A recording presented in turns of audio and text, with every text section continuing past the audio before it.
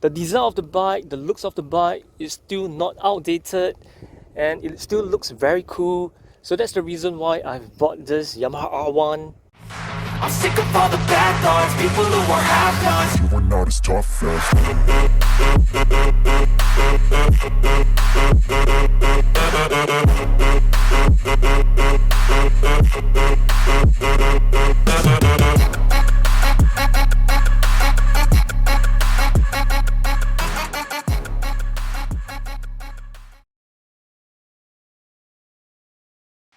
And also stay tuned in my next video as I'll be doing the lights of my Yamaha R1.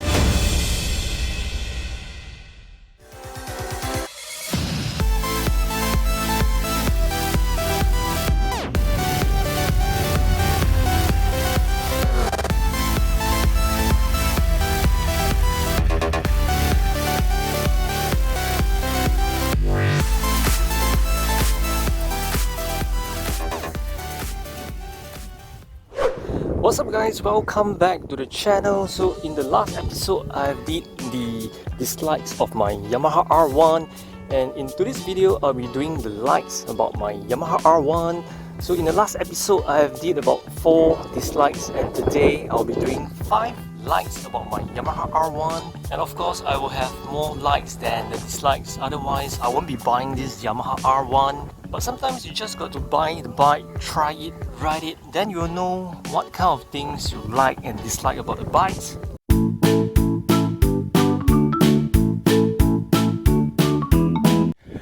When you're shopping for motorcycles, before you have decided which type of motorcycle to buy, looks is definitely one of the key factors when you're looking for a motorcycle. There are many brands of motorcycle in the market. We have Yamaha, Honda, Suzuki, Kawasaki, CF Moto, BMW, and the Ducati. So all these bikes, they have different kind of look, technologies, features, and also the pricing. So pricing is definitely one of the key factors which affect your consideration when you are buying a motorcycle. So a brand new Yamaha R1, it costs about $50,000 to $60,000, and for a used one it costs around $20,000 to $40,000, depends on the year model of the bike. So for this particular model Yamaha R1, it's pretty affordable right now in the market because it has been around, it has been on the road for about 10 years, and the early model 2009 model, it has been on the road for about 14 years. The design of the bike, the looks of the bike is still not outdated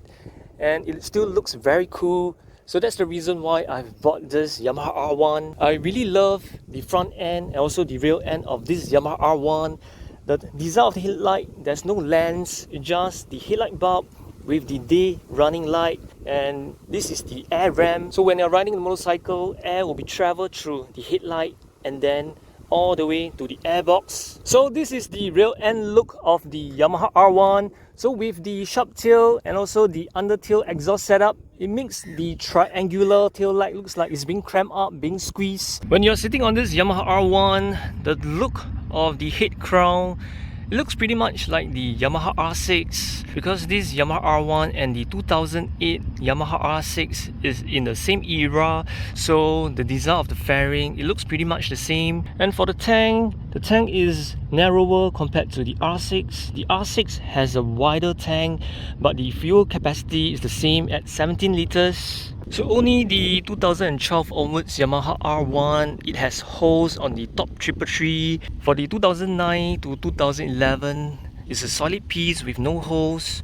So it makes the bike looks like a MotoGP bike. Because of the undertail exhaust setup, the design of the rear fairing is pretty wide.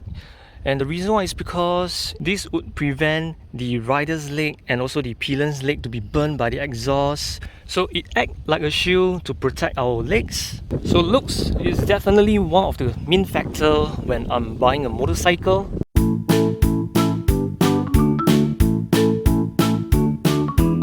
When you're riding a 1 liter bike, one thing for sure is your fuel consumption will be much more higher than other smaller cc bikes. The fuel consumption on this Yamaha R1, I'm getting around 14 kilometers per liter, and the best was 16 kilometers per liter, which is pretty close with the Yamaha R6.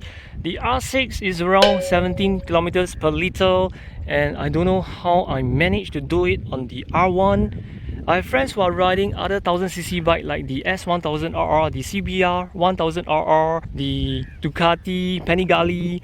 They are getting around 10 to 12 kilometers per liter, which means one full tank of fuel in their bikes, they won't be able to clock above 200 kilometers on their odometer. Sometimes the fuel consumption, it really depends on your riding style. I would say this Yamaha R1, the fuel consumption is really good.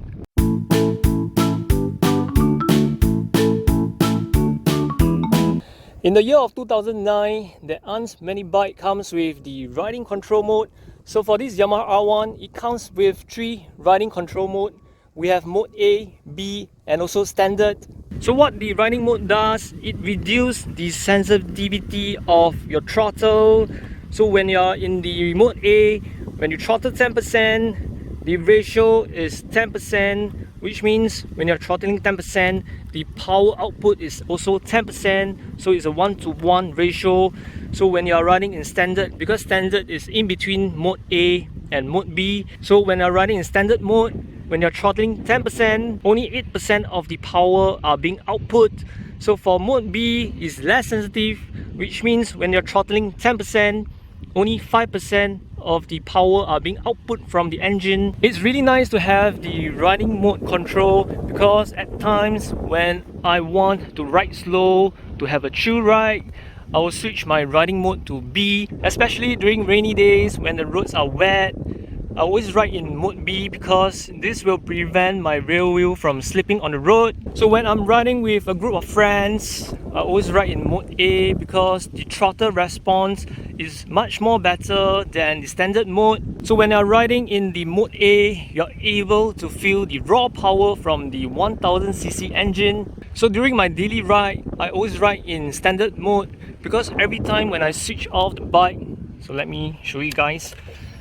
So every time when I switch off the bike, the riding mode will be back to standard. So this is the place where you adjust the riding mode. So you just have to push this button to the left. So right now is mode A, mode B, and standard mode. So right now I switch it to mode A and I turn off the bike. I turn on the bike, and the riding mode is back to standard. So the riding mode is one of the cool features which I really like about this bike.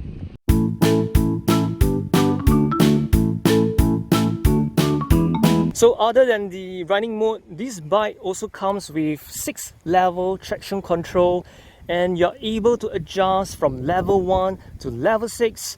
So what the traction control does is it limits the amount of wheel spin when you're doing a hard throttling. So for me, based on my riding style, the traction control is quite useless as I don't really throttle hard when I'm exiting the corners. So it's really useful when you're riding on the track as it limits the amount of wheel spin when you're exiting the corners with hard throttling. So the buttons to adjust the traction control is at the left hand side. So right now let's turn on the bike. As you guys can see, right now the traction control level is at number 3.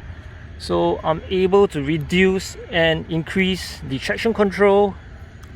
So right now is at level 6, 5, 4, 3, 2, 1. And then once I hold on to this button, I'm able to turn the traction control off. I always ride my bike with level 3 traction control because it's in between 1 and 6. Although it don't really help me much, but it's good to have the traction control, especially when I'm riding on the wet roads, because this will prevent my rear wheel from slipping on the road.